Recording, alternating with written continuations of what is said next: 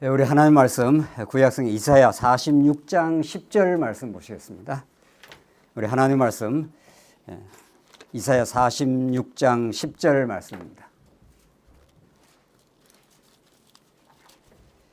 찾으신 줄 알고 봉독 드리겠습니다. 이사야 46장 10절 말씀입니다. 내가 시초부터 종말을 알리며 아직 이루지 아니한 일을 옛적부터 보이고 이르기를 나의 뜻이 설 것이니 내가 나의 모든 기뻐하는 것을 이루리라 하였노라. 10절 한 절 봉독 드렸습니다. 참 오랜만에 우리 소중한 우리 동경 지체들과 하늘의 진리의 말씀을 함께 나눌 수 있는 시간을 다시 주셔서 너무도 귀하고 복되게 생각합니다. 동경의 발을 하나님의 언약의 성취를 따라 딛게 된 것이 꼭 한 20년 전인데 우리 아이들이 무럭무럭 잘 자라서 커서 이제 청년이 다 된 세월이 지났네요. 이번 기회에 우리가 성경의 본질적인 진리의 복음을 주어진 시간 안에 우리가 말씀을 나눔으로 하나님 우리를 얼마나 깊이 사랑하시는지, 하나님의 치밀한 영원한 계획대로 우리의 삶과 우리의 역사가 진행되고 있는지, 특별히 한국 땅을 떠나 이국 땅, 일본 땅으로 여러분들을 이 땅에 보내시고 이 땅에서 하나님 나라의 그 위대한 통치와 십자가를 통해 확정된 하나님의 사랑이 얼마나 큰지를 나그네 같은 이 삶 속에서 영혼을 바라보게 하시는 하나님의 거룩한 뜻이 있어 보입니다.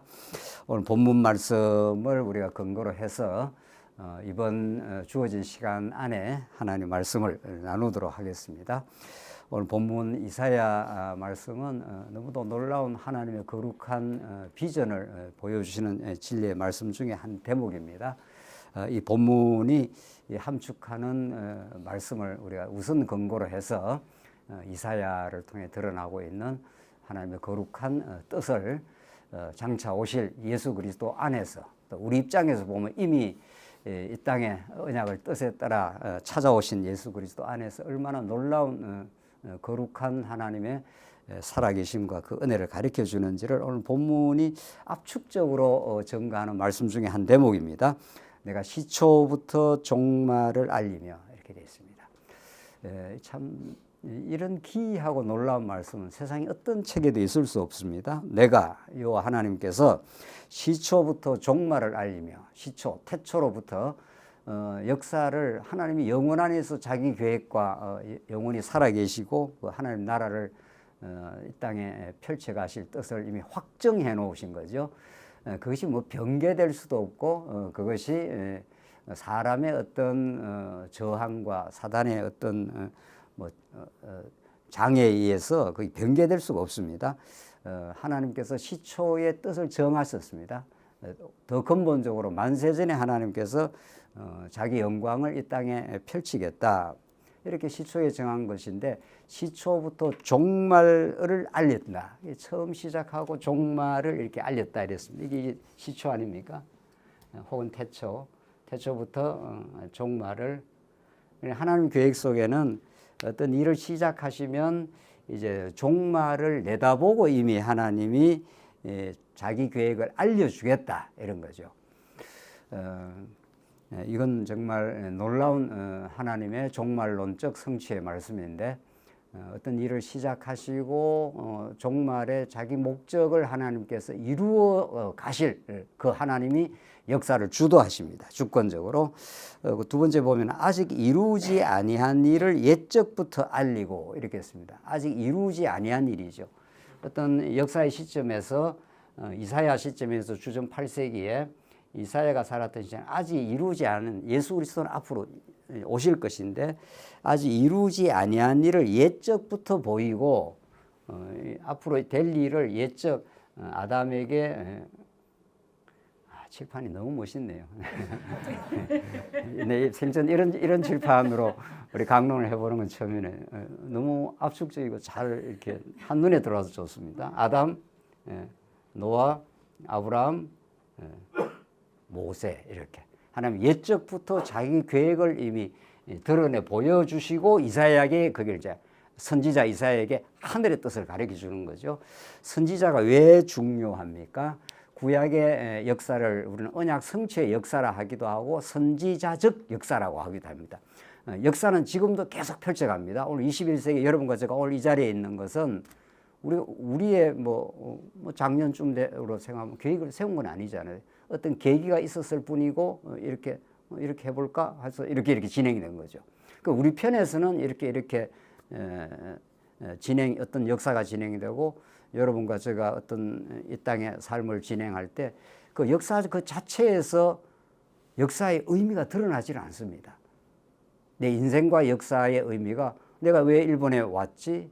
이걸 선지자의 음성을 듣지 않으면은 우리의 삶의 역사를 해석할 수 있는 길이 없습니다. 해석을 하지요. 왜? 자기 중심으로 해석을 합니다. 뭐가 일이 내가 여기 와서 뭐가 잘 되면 내 인생이 좀 풀린다 이렇게 생각할 수도 있고 내 계획대로 뭐가 안 되면 내 인생이 어려워졌다, 내 인생이 뭐 망했다, 내 인생이 뭐 문제가 생겼다 이렇게 자기 중심으로 해석을 하지 않겠어요? 그 해석은 정답이 아닌 거죠. 그래서 어떤 역사 철학자도 어떤 역사학자도 우리 인생과 역사에 대한 정답과 의미를 밝혀줄 수가 없습니다. 그럼 누가 밝혀주는가? 지금 이사야가 오늘 이 말씀을 하고 있는 이 시점은 북이스라엘이 망한 그 전후입니다. 저희고 남쪽 유다도 이제 얼마 못 가서 완전 파멸합니다. 바벨론에 의해서. 그런 역사의 경랑기를 이제 거치게 할 것을 거치면서 하나님께서는 왜 이스라엘 백성이 이렇게 우상만을 섬기고 아하스 왕이 북쪽 아람과 북이스라엘이 연합전선을 해서 남쪽 유다를 이제 공략하러 올 때입니다. 아하스 왕이 이 나라를 하나님이 세우신 나라인데 하나님이 지켜가실 것인데 얼른 이제 아수르 왕한테 외교 정책을 통해서 우리 이제 쉽게 말하면 인간적인 방법을 통해서 자기 보호를 요청을 합니다. 아수르가 살려주겠습니까? 안 살려줍니다. 아수르가 와서 오히려 짓밟습니다. 처음에는 조금 보호하는 듯 하다가 이제 남쪽 유다를 이제 짓밟아 버립니다. 결국은 이제 아수르에 의해서 우리가 보호될 수가 없구나 하는 것을 경험시킵니다. 그런 역사의 격동기에 이스라엘 백성들은 캄캄합니다. 역사는 우리는 여기서 유지가 될 수 있을 것인지 아수르에서 완전히 진멸될 것인지 조금 더 역사가 진행되어서 이 역사는 어디로 가는지 이스라엘 백성들은 근시안적이고 눈앞에 사건만 봅니다. 어떻게 해야 살아남을 수 있을까? 어떻게 해야 우리가 더 잘 살 수 있을까? 그래서 바알신을 끊임없이 아세라 목상 바알신을 섬기면서 이스라엘 백성들의 죄악은 그 10년을 알 수 없을 정도로 계속 진행이 됩니다. 그러니까 이스라엘 백성은 우리가 어떻게 해서 여기 왔고 우리는 어디로 가며 내가 사는 이유와 목적은 무엇인지를 아무도 가르쳐주지 않는 거죠. 그때 하나님께서 이사야 선지자를 하늘 선지자를 보내는 거죠. 하늘로부터 하나님의 뜻을 가지고 너희들은 어떻게 해서 이 땅에 와 있으며 어떻게 하나님을 배반했던 인생이며 그래서 하나님께서 너희들을 반드시 한번 붕괴시킬 것이며 그러나 하나님의 언약에 근거해서 반드시 회복하실 것이다. 이런 이사야의 이 거룩한 하나님의 비전을 이스라엘 백성의 인생과 역사의 의미를 이사야가 이제 개진하면서 시초로부터 종말을 알리며 아직 이루지 아니한 일을 옛적부터 보여준다. 이제 너희들은 얼마나 패역했고 그래서 망하게 되지만 그게 망하는 게 아니라 망해야 진짜 세워진다 이런 거죠. 그게 장차 예수 그리스도 안에서 너희들은 반드시 새로운 피조물로 새 창조의 역사를 하나님께서 이끌어 가실 것이다 하는 이 거룩한 비전을 주십니다.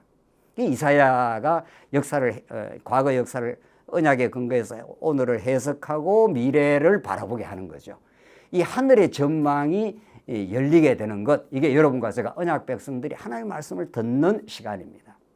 이 하늘의 뜻이 우리에게 비전으로 찾아오고 하나님이 우리를 이 땅에 두시고 우리가 어떤 존재인지를 폭로시키고 우리는 주고 마땅한 죄인이지만 하나님께서 어떻게 우리를 사랑하시고 우리를 새롭게 하시고 하나님의 나라의 경륜을 언약의 경륜을 반드시 이루고야 마실 그 여호와 하나님이시다 이런 거죠. 그래서 아직 이루지 아니한 일을 옛적부터 이미 보여준 거죠. 보이고 이러기를 하면서 이제 하나님의 선언을 말하는데 나의 뜻이 설 것이니 했지 않습니까? 제가 아침에 이 말씀을 묵상하면서 정말 지나온 삶을 저의 지나온 삶 우리 교회 또 우리 동경 우리 식구들 지체들 이런 것들을 이렇게 묵상하는 시간을 가졌는데 나의 뜻이 설 것이며 이 나의 뜻 하는 것이 히브리어로 에차 하나님의 계획입니다. 모든 성경은 하나님의 영원한 계획을 전제로 하고 그걸 기초로 하지 않습니까? 그러니까 지금 아하스 왕이라든가 남쪽 유다 백성들은 끊임없이 자기 뜻을 자꾸 추구하려고 하는 거죠. 어떻게 해야 하나님께서 그 거룩한 땅, 하나님의 약속의 땅을 하나님의 충만한 땅을 줬습니다. 이른 비와 늦은 비를. 그러니까 애굽 땅과는 하나님께서 주시고 약속한 땅은 다르다 그랬지 않습니까? 신명기 말씀에 애굽 땅은 발로 물을 대기도 좋은 땅입니다. 애굽의 나일강은 철철 흐릅니다. 이게 4대 문명 발상지가 전부 강을 끼고 있지 않습니까? 풍요의 땅들입니다. 황하강이라든가 뭐 메소포타미아 유브라테스 강이라든가 나일강이 그러니까 인간 중심으로는 그 땅이 좋은 겁니다. 나일강이. 그렇죠? 발로 물대기가 좋으니까 발로 이렇게 해도 물을 대기가 좋다 이 말입니다.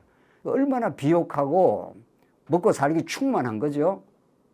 그 땅이 멸망이요 저주의 땅이 되는 거고 하나님이 인도하시는 약속의 땅은 천수답이라서 하늘만 바라봐야 되는 땅이죠. 비가 오면은 물이 쫙 빠져버립니다. 그러니까 이스라엘 백성들은 때가 차서 하나님께서 하늘에 비를 내려 그걸 이른 비 뭐라 그러죠? 늦은 비 이렇게 말하지 않습니까? 그게 하나님께서 이스라엘 백성을 반드시 지키고 보호한다. 그러니까 너희들은 땅 바라보면 절망이다 이 말 아닙니까? 물이 쫙 빠져버리니까 물 없으면 죽습니다 우리가. 신구약 성경에서 물이라는 이미지는 이게 생명을 상징하잖아요. 내가 너에게 생수가 되겠다. 수가성 여인한테 찾아가서 내가 영원히 목마르지 않는 생수가 되겠다. 이게 예수 그리스도가 영원한 생명의 물이 되겠다. 생명의 양식이 되겠다 이런 뜻인 거죠. 그러니까 이른 비 늦은 비를 하나님께서 그때그때 내려주시지 않으면 이스라엘은 다 죽습니다. 그런데 하나님 이스라엘 백성이 결코 죽지 않았습니다. 그러니까 얼굴을 돌리면은 애굽 땅이 부러운 땅이 되는 거죠. 물이 철철 흘러가니까 아우 나일강 가봤는데 한번 지나가 봤는데 물이 막 얼마나 그 강이 막 바다처럼 정말 크고 넓어요. 거기가 풍요한 땅처럼 보이는데 그게 하나님의 은혜가 없는 땅이잖아요. 그죠? 그러니까 하나님께서 그런 땅으로 하나님께서 인도하시기 때문에 이스라엘 백성들은 하나님의 뜻을 자꾸 망각을 하고 내 뜻을 자꾸 이 땅에 세우고자 하고 내 뜻을 이루고자 하는 거죠. 하나님은 그 이스라엘 백성들의 허망함, 어리석음, 그 죄악을 선지자의 율법이라고 하는 거울과 그 말씀을 통해서 이스라엘 백성을 비추어내면서 너 뜻을 이루려고 내가 너를 이 땅에 보낸 것이 아니고 나의 뜻이 설 것이니 애차 하나님께서 내 계획을 하나님께서 설 것이니 하는 건 여기 원어적으로는 확고하게 만들 것이며 이런 뜻입니다. 내 뜻이 확고해진다. 그러니까 하나님의 뜻을 확고하게 세우기 위해서는 내가 세운 뜻들을 부수고 들어옵니다. 여러분과 제가 세운 이렇게 하면 좋겠다. 이렇게 하면 내 삶이 인생이 행복하겠다. 이렇게 하면은 내 미래가 보장이 되겠다. 뭐 이런 거 있지 않습니까? 하나님께서 여지없이 그걸 부수면서 내 뜻을 여호와 하나님의 뜻을 여러 언약 백성들에게 세우고 나라 백성으로 만들고 거룩한 백성을 만들어 하나님의 영광을 드러내겠다. 찬송하게 만들겠다. 이게 하나님의 뜻입니다. 그러니까 우리의 언약 백성들의 삶의 역사는 궁극적으로는 하나님의 나라 언약을 영원히 이루실 겁니다. 새하늘과 새 땅에서. 그 과정은 죄로 뒤엉켜 있고 죄로 말미암는 탐심으로 내 뜻을 자꾸 세우고자 하는 그걸 하나님께서 부수겠다 이런 뜻입니다. 그리고 다시 세우겠다 이런 거죠. 그게 이사야 말씀이고 지금 우리 예레미야 말씀을 최근에 했는데 하나님께서 파멸하고 다시 건설하겠다는 그렇게 합니다. 그러니까 그때 파멸이라는 게 파멸이라는 말은 좀 부정적인 느낌이잖아요. 근데 파멸처럼 좋은 게 없습니다. 왜냐하면 내 옛사람을 하나님께서 십자가로 이미 원리적으로는 무너뜨렸고 우리 삶 속에서는 십자가 방식을 통해서 내 안에서 끊임없이 부수고 무너뜨리면서 내 뜻이 자꾸 세우면 그게 이루어지면 되겠어요? 내 뜻이라 해봐야 뭔 대단한 뜻이 있습니까? 그저 노후 걱정 안 하고 건강하고 잘 살고 뭐 이런 거. 그게 나쁘다는 뜻이 아니라 그게 우리 인생의 목적이 아닌데 그걸 자꾸 목적 삼은 것을 우상이라 지금 이사야가 그렇게 말한다. 그러니까 그걸 하나님 부수면서 진짜 하나님이 우리를 향하신 거룩한 뜻, 하나님 나라의 거룩한 백성, 하나님으로 참 행복을 누림 그런 거죠. 예, 그게 나의 뜻이 설 것이니 내가 나의 모든 기뻐하는 것을 이루리라. 이게 진짜 기쁨입니다. 예수를 믿는다. 우리가 이제 이렇게 참 이렇게 우리 동경식 우리 지체들이 이렇게 예수를 지금 믿어왔지 않습니까? 우리도. 예, 오늘 본문의 주가 전부 내가 이렇게 시작하고 마지막도 내가 이렇게 되어 있습니다. 예, 주가 여호와 하나님이 이러면 내가 나의 모든 기뻐하는 것을 이루리라 성취하리라 이렇게 되어 있어요.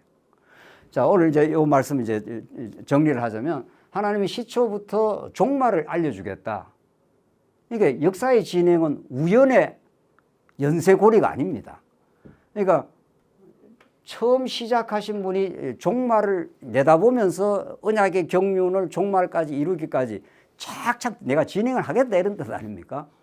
그러니까 이 이사야의 예언을 말씀을 하늘의 진리를 듣지 않으면은 우리는 역사 가운데 오늘 21세기에 이렇게 살면서 요한에서 옹기작 하고 있습니다.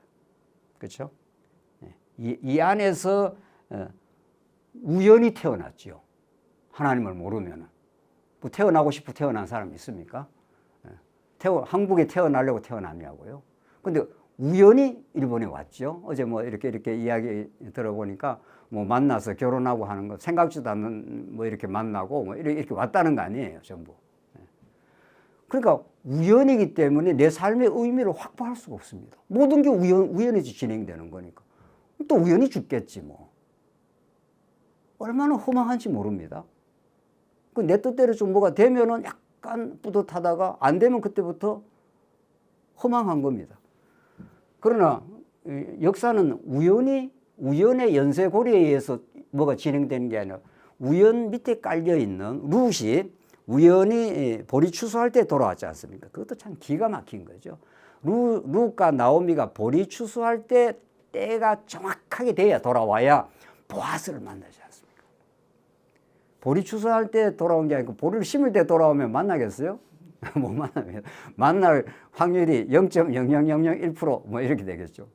그 보리밭이 아니죠. 보리 추수할 때 밭에 가야 보아스를 만나지 않습니까? 보아스를 만나는 건 예수 그리스도를 언약 백성이 만난다 이런 뜻이니까 유력한 자 보아스를 만나서 다윗 왕을 출현시키고 다윗 왕 솔로몬 르호보암 장자 예수를 만난다 이 말 아닙니까?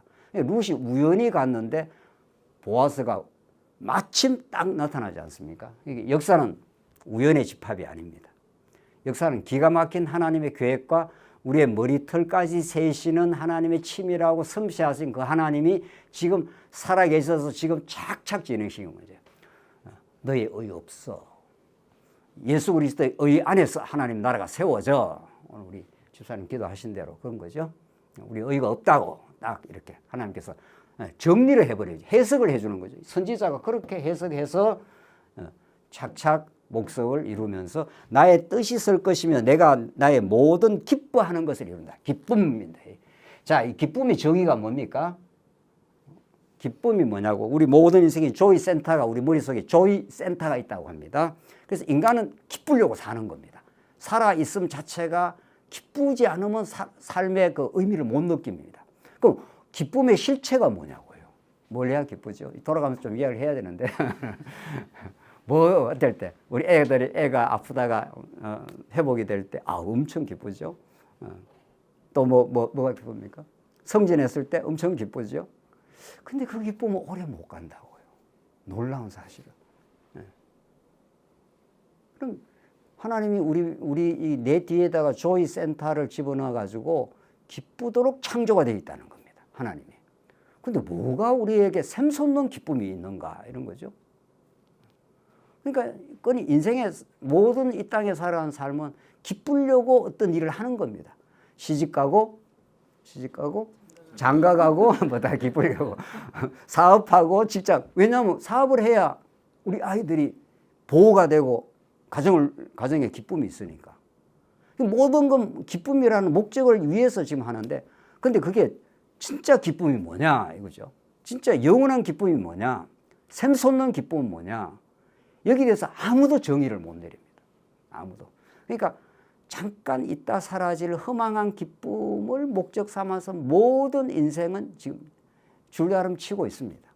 이게 하면 기쁠까, 좀 이렇게 되면 기쁠까, 저렇게 되면 기쁠까, 연애하면 기쁠까, 시집가고 장가가면 기쁠까. 웃는 분 있잖아요. 시집가고 장가가면 엄청 기쁘지 뭐. 엄청 기뻐 처음에. 살아봐 이제. 기쁘기만 한 건가 진짜. 자, 그러니까 근데 하나님이 그 기쁨을 정의를 내려줘야 돼요. 모든 이 땅의 정의는, 이 땅의 진리의 기준은 하나님이 정의를 내려줘야, 그게 왜냐하면 하나님이 내가 시초부터 종말까지 내가 역사를 진행시키고 여호와의 영광을 드러내겠다. 하나님이 역사를 진행시킨 그분이 기쁨에 대한 정의도 내려줄 수 있지 않습니까? 오늘 본문의 말씀에 따르면 내가 하나님이 나의 모든 기뻐하는 것을 이루리라. 근데 요 본문 안에서는 요게 해명이 되질 않습니다. 물론 함축은 하고 있는데, 모든 오늘 이 본문은 내가 시초부터 종말까지, 예수님이 사실은 종말입니다. 예수님이 오신 걸 마지막 때라 그럽니다. 예수님 오신 이유를 다 말세지말 그러지 않습니까? 예수님 오시는 것이 종말이라는 것은 끝났다 이런 뜻보다도 목적이 성취되었다 이런 뜻입니다. 텔로스는 헬라어의 종말하면 뭐가 이렇게 끝나는 거 끝나는 겁니다. 역사는 끝나는 거지만 끝났다는 의미보다 영어로 end라는 것은 끝났다는 뜻도 있지만 목적적 의미가 있다 이런 거죠. 하나님의 목적을 지금 이루면서 그 목적의 최종 클라이막스가 하이라이트가 그리스도다 이런 뜻입니다. 이게 그리스도를 통과해야, 그리스도를 깨달아야 우리는 하나님의 목적을 우리는 깨닫습니다. 하나님의 목적을 깨달아야 우리 여러분과 제가 이 땅에서 때로는 고난도 받고 고통도 치르고 때로는 기쁘기도 하고 인간적으로 이런 모든 목적이 이루어지는 겁니다. 그러니까 하나님의 목적을 모르고 산다는 게 얼마나 참 어리석은 겁니까? 우리는 어리석을 때가 너무 많죠. 자, 그래서 하나님이 기뻐하는 것에 대한 하나님의 기쁨의 정의를 내려줘요. 오늘은 이제 개략적으로 이제 성경 전체를 좀 새롭게 지금 보는 거니까, 예수님이 세례 요한한테 갔습니다. 가서 내한테 세례를 받아야겠다.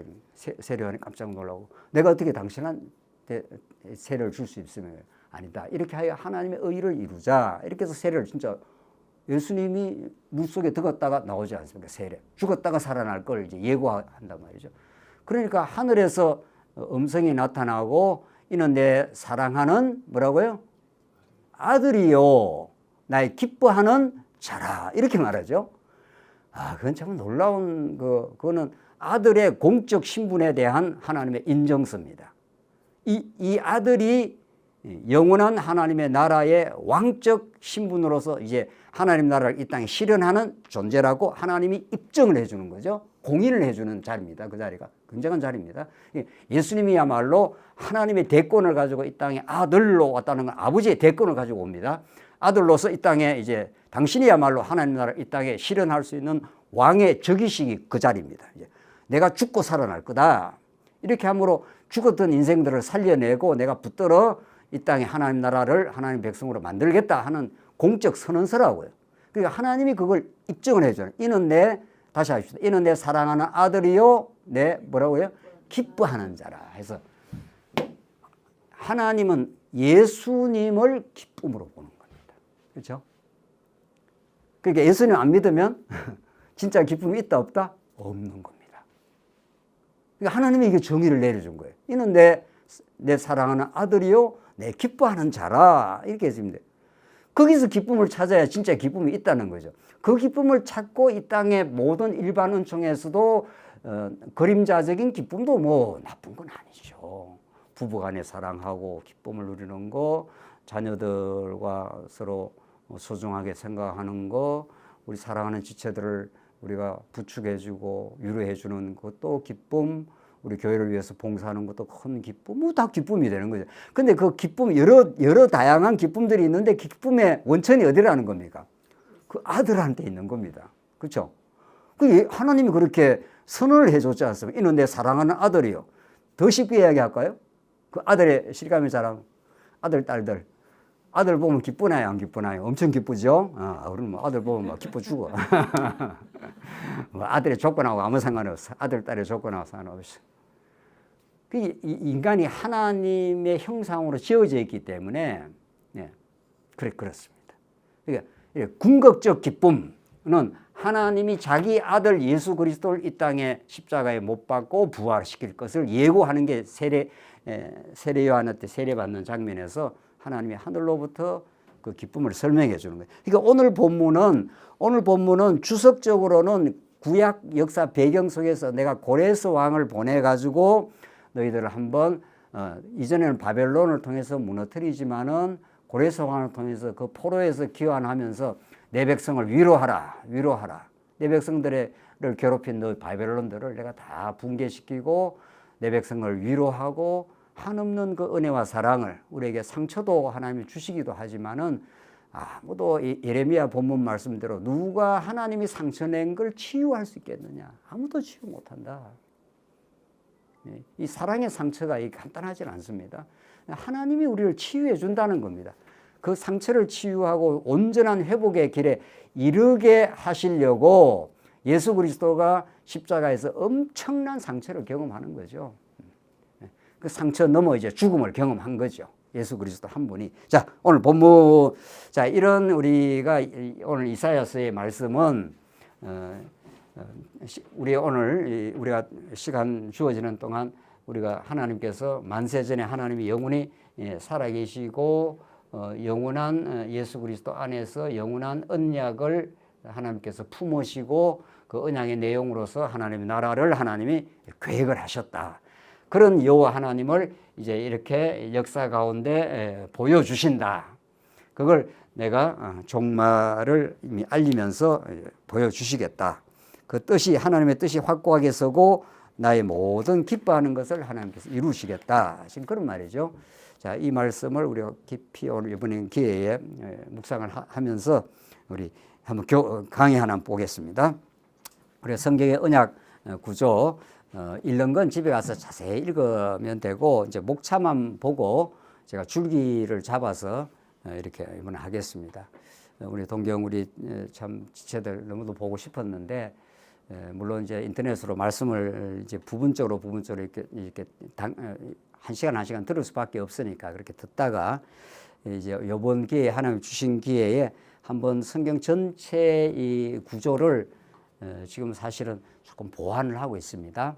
이제 벌써 5년 전 제가 동경 왔을 때 한 10년 전 그때도 물론 하나님께서 베풀어 주시는 은혜대로 우리는 말씀을 전가하는 거지만은 이제 참 우리가 시련을 겪고 우리 자신을 뼈아프게 돌아보고 하나님께서 우리를 많이 낮추시고 또 우리를 새롭게 하심으로 정말 더 하나님을 바라볼 수밖에 없었다.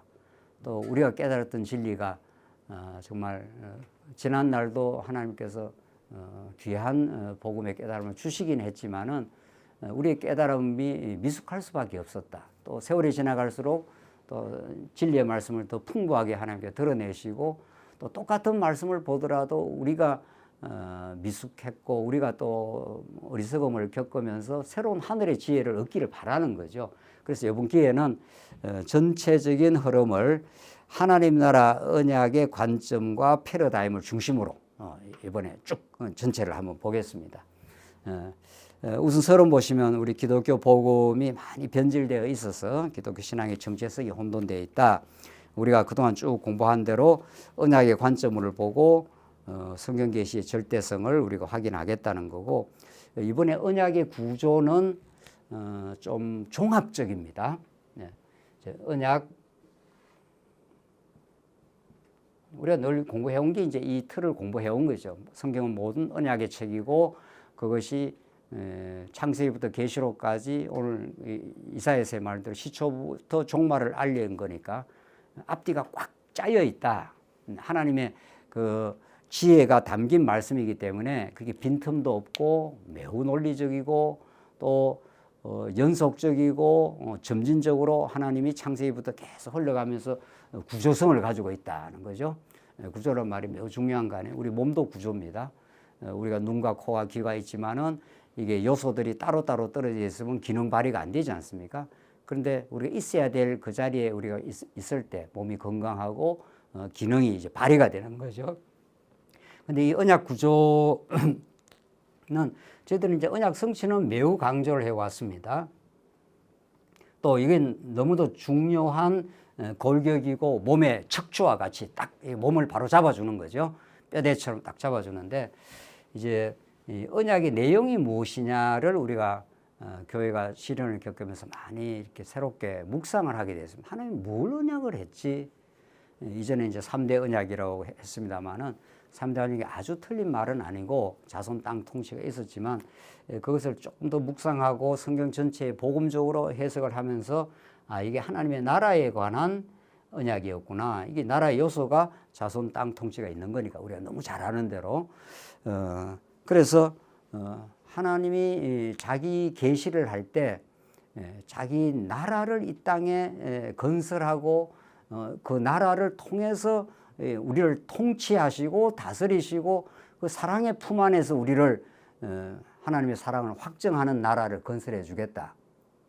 그러니까 우리는 하나님이 꼭 닮아가지고 형상을 닮아서 우리 모든 사람은 성장하면은 하나의 가정을 이루어가지고 가정을 사랑의 보금자리로 만들려고 하는 거죠. 그게 하나님의 성품을 그대로 닮은 겁니다.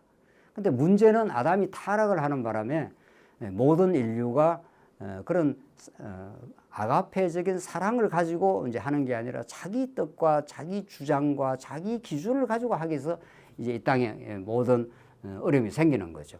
그래서 하나님이 예수님이 이건 말씀하신 겁니다. 회개하라. 하나님 나라가 가까이 왔다. 혹은 마태복음에서는 천국에 가까이 왔다 하는 그 선언을 예수님이 하신 거죠.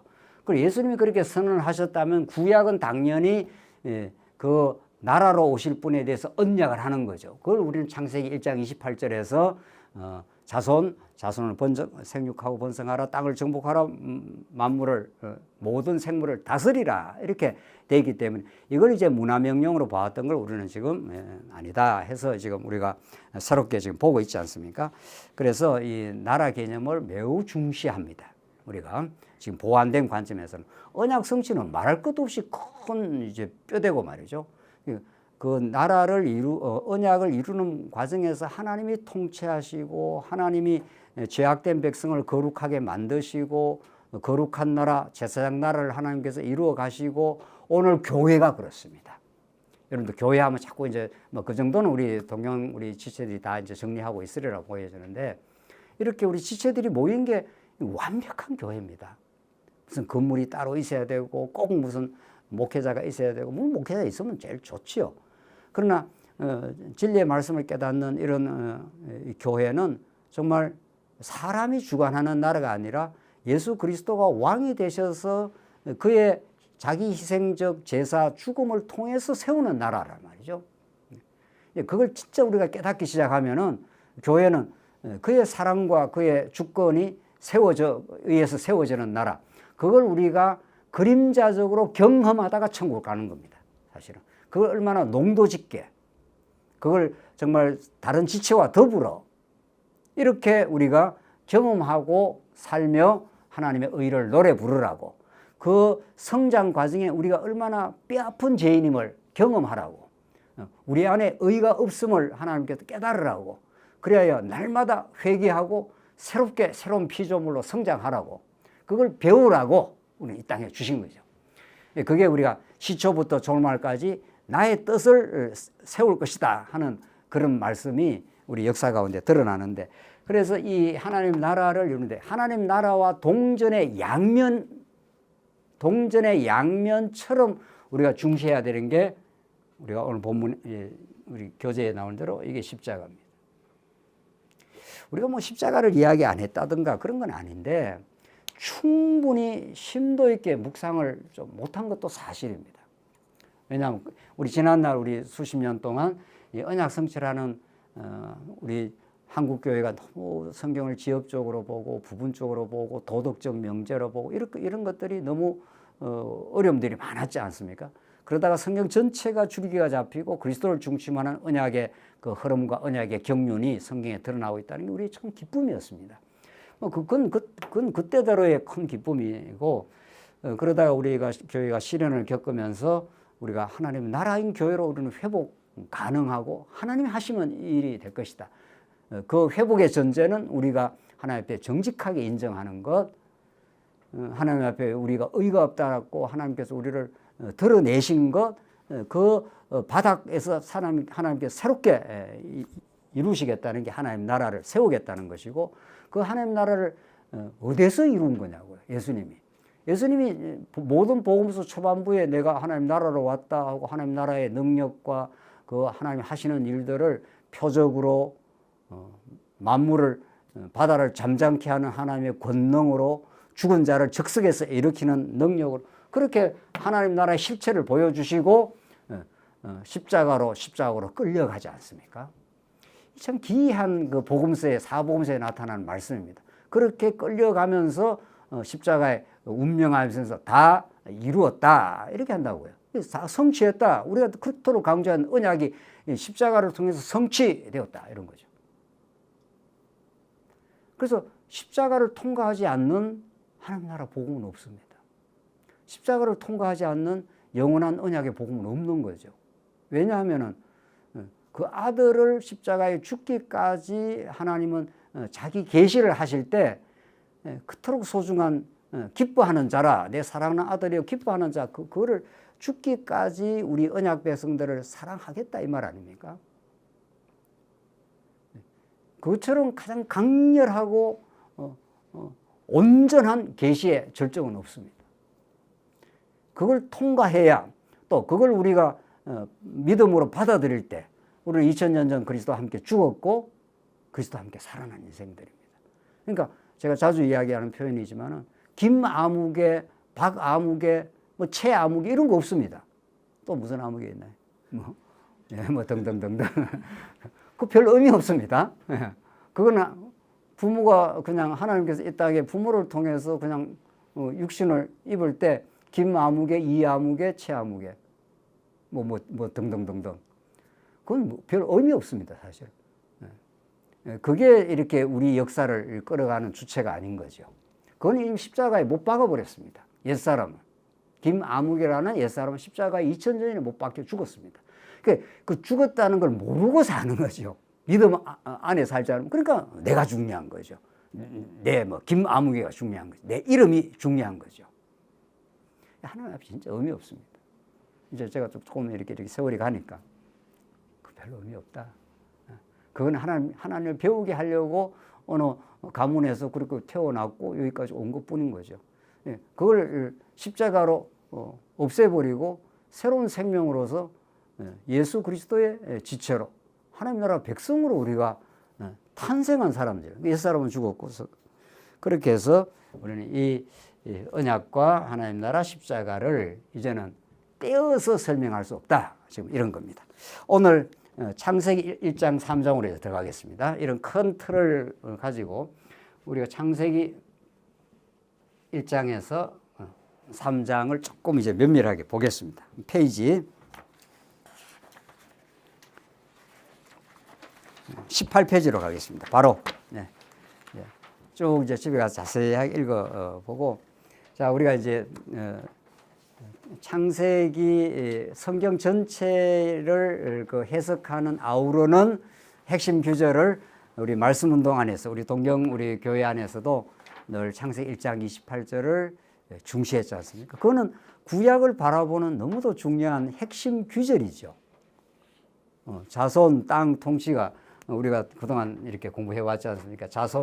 자손이 이렇게 민수기 30장까지 30장 이후로부터 땅 정복이 민수기 여호수아 사사기에서 자손이 이루어지고 땅이 이루어지고 그다음에 이제 룻기부터 이제 통치가 이루어진다. 이건 정말 너무 귀한 그 구종인 사실입니다. 그런데 이제 여기서 이제 우리가 머무를 수가 없습니다. 하나님께서 이거는 역사적으로 구약 역사적으로 보기에는 참 굉장히 중요한 틀이기도 하고 한데 그래서 그 근거가 창세기 1장 28절이라는 거죠. 창세기 1장 28절. 오늘은 우리가 시간 주어지는 대로 창세기 1장 28절을 품고 있는 창세기 1장부터 3장까지를 우리가 오늘 해석하고 여기서 그리스도가 어떤 분인지 하나님 여호와가 어떤 분인지를 이제 보겠습니다. 이건 조금 지우고요. 창세기 난 이 칠판 보기 너무 재밌네요. 너무 멋있습니다. 일본답습니다. 정말 제가 일본에 올 때마다 최근에는 좀 못 왔지만 정말 일본도 가보고 중국 가보면 정말 배울 게 많습니다. 일본은 일본대로 배울 게 많고 중국은 중국대로 배울 게 많은데 우리 한국도 장점이 있는데 나는 중국과 일본의 장점을 우리가 흡수하면은 하나님이 말씀 운동의 뜻이 일반 계시적으로 이루어질 것 같습니다. 일본은 얼마나 정밀하고 정직하고 또 좋은 점이 뭐죠? 깨끗하고 이런 게 정말 우리 한국인들이 배울 부분이 아닌가 보는데 얼마나 아기자기합니까? 오늘 강의하기가 너무 좋잖아요. 우리 한국어 막 크게 막 해가지고 막 이렇게 왔다 갔다 하니까 복잡한데 이게 뭐 이렇게 하니까 창세기 딴소리 하지 말고 창세기 1장 28절이 너무도 중요한 건데 이게 창세기 1장부터 3장 안에 들어있다는 거죠.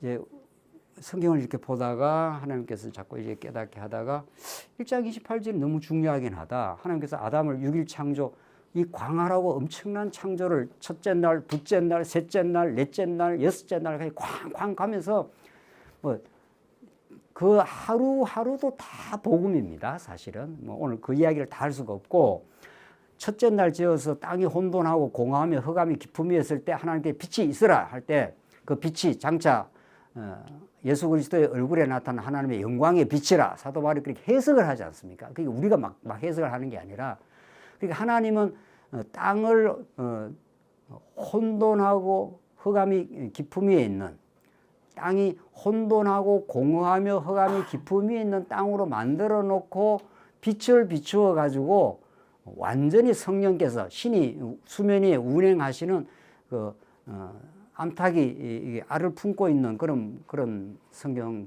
원어적으로 그렇게 되는데 그런 역사를 통해서 장차 우리 공허하고 혼돈한 우리 인생들 타락이 이미 예고되어 있지 않습니까? 이미 만세전에 타락 이후에 우리 인생의 그 공허와 혼돈 제가 오늘 걸어다니면서 일본인의 얼굴을 이렇게 지나가면서 이렇게 봤습니다.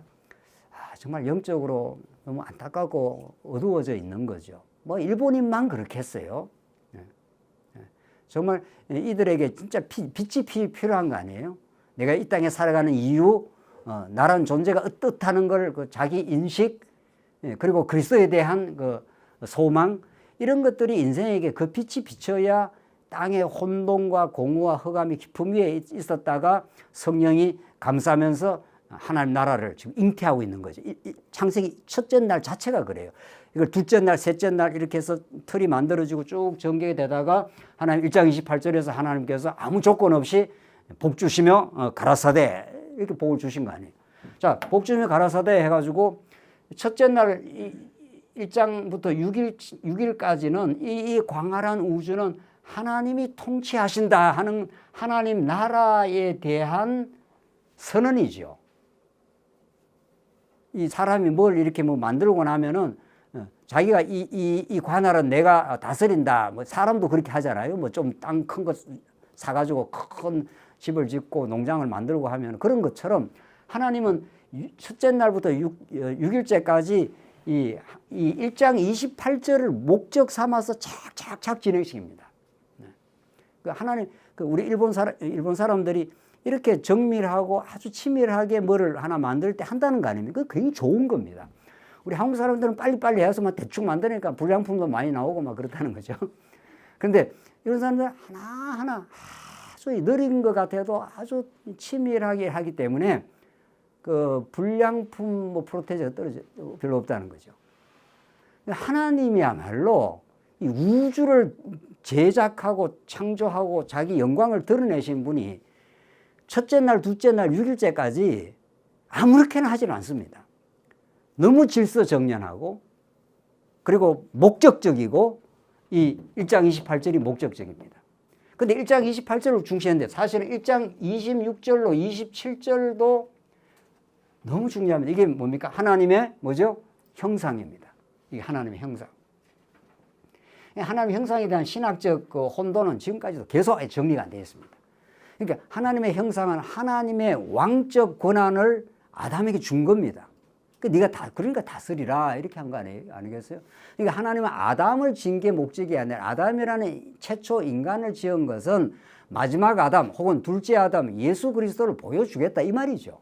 우리는 성경을 전부 그리스도 중심으로 보는 거니까 또 그리스도를 통과해야 여호와 하나님의 살아계심이 드러나는 거니까.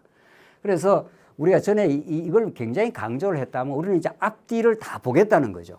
1장에서 6장은 하나님의 언약 서사입니다, 이게.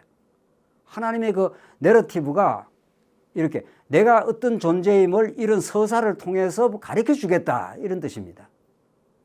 성경이 그랜드 내러티브 아닙니까? 메타 내러티브입니다. 창세부터 계시록까지, 이 창세부터 계시록까지가 하나님의 그 거룩한 자기 계시의 이야기를 지금 펼쳐가는 일종의 드라마 같은 거란 말이죠. 그래서 그 태초부터 종말까지 펼쳐지는 그 큰 하나님의 우주 섭리의 드라마는 1장에서 3장에서 압축적으로 보여집니다. 성경이 다 그렇게 되어 있습니다. 마태복음 1장에서 4장도 마찬가지예요. 그 제가 자꾸 이 연구를 하다가 하나님께서 자꾸 연구를 이렇게 하다 보니까 전에는 뼈대만 이렇게 드러났는데 점점 뼈대에 살이 붙고 하나님의 서사가 나타난단 말이죠. 여러분들 서사라는 게 얼마나 이야기라는 게 얼마나 중요한 우리 삶의 중요한 측면인지 모릅니다. 여러분과 저는 다 하나님이 우리를 이 땅에 보내시는 그 서사를 만들고 있는 중이에요. 인생의 길이가 자꾸 길어지면 그 드라마 같은 서사가 만들어지면서 그걸 통해서 우리는 자기 삶을 음미할 수가 있습니다. 그렇죠? 어떻게 일본 오셨나요? 네? 뭐 서사가 있죠. 일본 생활이 어땠나요? 또 그런 아픔과 회복의 서사가 있죠. 다. 그 서사가 우리 인생을 빚어가는 과정이고 그것이 총체적으로 하나님이 어떤 분인가를 우리에게 가르쳐 줍니다. 그렇죠? 동물에게는 서사가 없는 거죠. 내러티브가 없는 거죠. 스토리가 없는 거죠. 동물은 그냥 먹고 마시고 그밖에 없는 거죠. 그런데 인생은 그렇게 될 수가 없습니다. 하나님 1장에서 3장을 하나님 나라 서사를 내가 언약에 근거해서 이렇게 내가 하나님 나라를 이루어내겠다. 이렇게 하는 것이 6일 창조로부터 시작되어서 내가 내 형상으로 아담을 만들어서 이 아담에게 내가 이 일을 맡기겠다. 이런 뜻입니다. 그러니까 아담을 하나님의 형상으로 지었다는 건 우리가 창세기 1장을 읽으면서 1장 26절, 27절 자기 형상으로 자기 모양을 따라서 아담을 짓되 뭐 이렇게 나오지 않습니까? 그럼 우리가 이렇게 놀라야죠. 야, 진짜 예수를 하나님의 형상으로 진짜 하나님의 형상으로 보내서 예수님을 통해서 이루시는 나라를 하나님께서 건설해 가시겠구나. 이런 그 기대감이 있는 거죠. 그렇죠? 그리고 이렇게 하나님의 나라를 하나님이 건설하시 가시겠구나. 이렇게 할 뿐 아니라 집만 만들면 안 되잖아요. 우리 이제 새신랑은 지난 것 같은데 벌써. 헌신랑인지 새신랑인지. 신랑은 이렇게 조그마한 집이라도 하나님이 주신 집에서 우리가 천국을 이렇게 누리며 살 때 그 창세기에 보면은 이 나라에 1장 29절 우리 18절 한번 보겠습니다. 이게 우리 페이지 18페이지를 보고 우리 창세기 1장 29절 본문을 보면서 확인하겠습니다. 1장 29절입니다. 하나님이 창세기 1장 29절 28절은 우리가 잘 아는 대로 하나님이 그들에게 복을 주시며 하나님이 그들에게 이르시되 생육하고 번성하여 땅에 충만하라 땅을 정복하라 바다의 물고기와 하늘의 새와 땅에 움직이는 모든 생물을 다스리라 하시니라. 이렇게 해서 진짜 하나님이 복의 내용이 만물을 다 다스리라, 통치하라 이렇게 하나님이 하셨다. 이걸 인간대로 문화명령하면 안 되는 거죠. 인간대로 하라는 게 아니고 성경은 다 앞으로 예수 그리스도를 보여주는 건데, 그리고 예수님을 통해서 이를 이루겠다 하고 29절 하나님이 이르시되 내가 온 지면에 씨 맺는 채소와 씨 가진 열매 맺는 모든 나무를 너희에게 주느니 너희의 먹을 뭐가 된다고요? 거리가 되리라. 이렇게 우리가 전에는 28절이 너무 중요합니다. 그러나 29절, 28절만 중요한 건 아니죠. 26절, 27절 형상도 중요하고 28절은 그 핵심이고 물론 29절은 먹을거리를 주겠다. 그래서 어떤 먹을거리를 하면 온 지면에 씨 맺는 채소와 씨 가진 열매 맺는 모든 나무를 주겠다. 성경에 한 단어 한 단어가 전부 복음과 직결되어 있는 거죠. 씨, 제라. 구약 히브리, 너희들 자손 하는 게 제라입니다. 근데 자손이라는 것도 갈라디아서 3장 16절에서는 구약에는 자손들이라고 이야기했지만 그걸 사도 바울은 이제 자손들이라 하지 않고 자손이라 하겠다. 예수를 가르쳐 주겠다. 이렇게 말하잖아요. 그러니까 자손, 이제 조금 이따 이제 둘째 시간 설명하겠습니다. 자손 땅 통치는 구약의 범주에 맞습니다. 구약에는 자손 땅, 진짜 자손들, 이스라엘 자손들이 번창하고, 가나안 땅을 정복하고, 또 다윗 왕이 통치하고 했습니다. 근데 그것만 하면 안 되잖아요. 그건 구약이잖아요.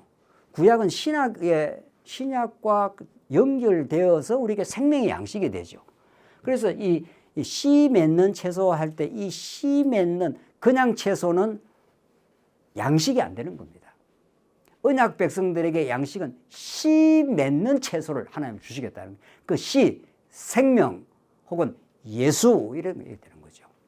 예수가 하늘로부터 생명의 떡이라 이렇게 했지 않습니까? 그러니까 여러분과 저는 아침 드시고 오셨죠? 아침 우리는 빵 먹고 뭐 이렇게 우리 이렇게 먹고 왔는데 그거 뭐야 육신이 사는데 진짜 먹을 양식이 있습니다. 진짜 먹을 양식은 우리는 성경을 통해서 십자가에 죽으시고 부활하심으로 그의 피와 살을 먹으라 했지 않습니까? 예수님이. 그걸 생명으로 먹는 겁니다. 그걸 먹어야 우리 인생이 사는 겁니다. 그걸 먹어야 우리가 산다 하는 의미가 생겨납니다.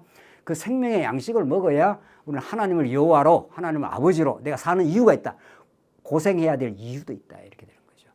죽어야 될 이유도 있다. 이렇습니다. 살아야 될 이유만 있는 게 아닙니다. 죽어야 되는 이유도 있습니다. 그러니까 생과 살을 통합하여 하나님 여호와를 아는 방편으로 하나님 주신 거죠. 이제 곧 나옵니다만 선악과도 중요하고 생명과도 중요하잖아요. 선악과도 먹이고 생명과도 먹이는 겁니다. 하나님께서. 선악과 먹고 죽고 예수 생명과로 영원히 살게 하시려고. 그러니까 우리 인생에 부정적인 거 하나도 없습니다. 궁극적으로. 네. 문제 없다 그랬죠. 몬다이 나시. 문제 없습니다. 우리가 문제라고 생각하는 그 문제는 예수를 만나게 하는 계기일 뿐입니다. 우리는 예수 만나게 하려고 이 땅의 모든 역사, 모든 아픔, 모든 어려움, 모든 고통이 다 존재하는 것 뿐입니다. 씨를 먹이겠다. 씨 맺는 열매를 먹이겠다. 그러니까 하나님 나라에 양식을 주겠다. 이런 뜻이란 말이죠. 그래서 열심히 우리 가장들이 나가서 열심히 일해서 돈을 버리는 건 우리 자식들을 먹이려고 하는 거 아니에요. 1차적으로는. 학교도 보내고 뭐 하는 거지만은 먹어야 우리 가정이 살지 않습니까? 그러니까 하나님은 예수를 통해서 우리 영원한 양식을 먹여주겠다. 그러니까 형상도 예수, 나라의 통치자도 예수, 양식도 예수 그리스도. 전부 성경은 막 그리스도로 꽉 들어차 있습니다. 그래서 예수님이 이 성경이 누구에 대해 증거하는 거라고요? 내게 대하여 증거하는 그런 뜻입니다. 성경은. 그러니까 그 성경을 통해서 우리가 뭐 이렇게 우리 아침에 일어나서도 예수를 먹는 거죠. 그리스도가 우리의 왕이십니다. 그래서 참 선지자라서 우리가 우리 의를 주장하고 이렇게 해도 우리는 그럴 수 없는 존재입니다. 그런데 우리의 죄를 죄 없다고 해 주신 제사장입니다. 그런 거 아닙니까? 그게 예수는 그리스도이십니다. 그런 뜻입니다. 옛날에 우리 말씀운동회에서 예수는 그리스도라 하는 게 그냥 이렇게 주문 외우듯이 많이 외운 거 아니에요. 성경 전부가 예수는 그리스도. 아니, 그것도 뭐 외우는 것도 좋은 거지만 그 의미를 우리는 진짜 묵상하는 거죠. 진짜 우리는 왕이십니다. 당신이 왕이십니다. 우리 가정에, 우리 교회에, 여러분의 일본 생활에 왕이 되셔서 지금까지 인도해 오신 분이십니다. 그분이 나를 나대게 하려고 고난도 주셨고 때로는 어려움도 주셨습니다. 이 말 아닙니까? 이걸 먹고 사는 인생입니다. 그래서 씨 맺는 채소를 주겠다.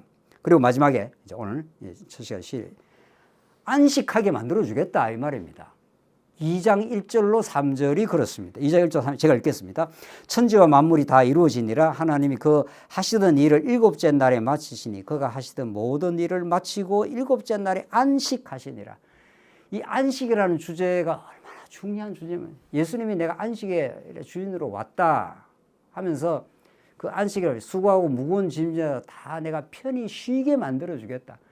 우리 인생이 얼마나 무거운 짐을 지고 무거운 짐이 뭐 직장의 짐도 짐이고 가정의 짐도 다 짐인데 근본적인 죄악의 짐을 지고 삽니다. 우리가.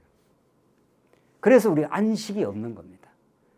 그냥 이만하면 그냥 푹 쉬어도 되는데 끊임없이 세상의 이 죄악 구조와 죄된 몸이 우리를 쉬게 못 만들죠. 좀 쉬고 싶어도 뭐 직장에 들어가면 뭐 돌아가니까 뭐 돌아가야 되는 거고 또 먹고 살만도 하기도 해도 이 탐심이라는 게 끊임없이 우리를 작동하기 때문에 또 못 쉬는 거고 죄악이 발동하기 때문에 끊임없이 우리는 다른 사람과 우리는 차별화하면서 또 사는 거고 그래서 못 쉽니다. 인생은 못 쉽니다. 절대로. 나가서 보십시오. 다 바쁘고 다 힘들고 다 지쳤다 그럽니다. 그러니까 어디 좀 쉴 데 없나. 이 인생이 그렇게 방황하는 겁니다. 우리도 많이 그랬습니다. 그러다가 예수를 만나면 하나님 이거로 충분합니다. 오늘 이 시간만이라도 내일 주일 지나고 모레 또 바쁘잖아요. 또 뭔 일은 하긴 해야 되잖아요. 먹고 살려면 또 이것저것 해야 되죠. 그게 나쁜 게 아닌데. 그러니까 안식은 하나님 나라의 절정입니다. 내가 통치해 주겠다 이런 뜻입니다.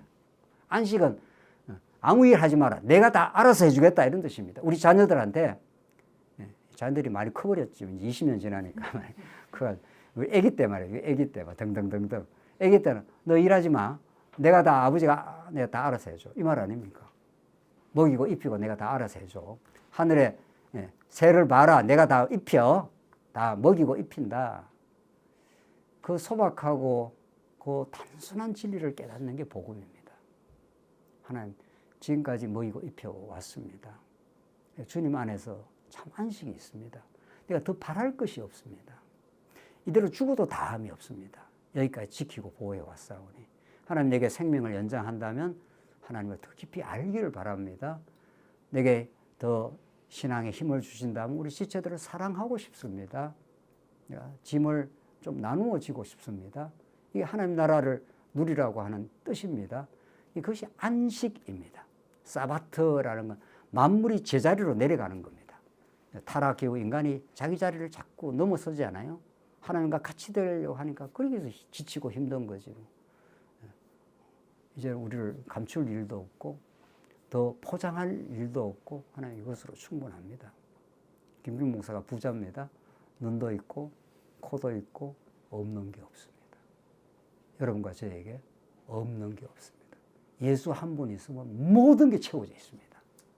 그 신령한 눈을 뜨고 그 위대하신 하나님의 통치와 그 사랑 속에 살다 보면 우리 어쩔 수 없이 죄악 세상에 살면서 지치기도 하고 육신을 돌리기도 해야 됩니다.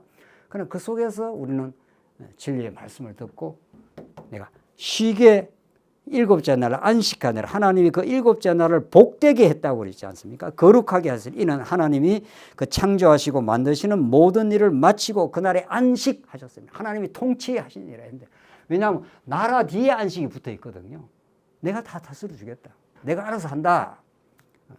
내가 너희를 구원하고 하나님 나라 백성 만들고 오늘 이렇게 모이게도 하시고 하나님 하시겠다 이런 뜻입니다.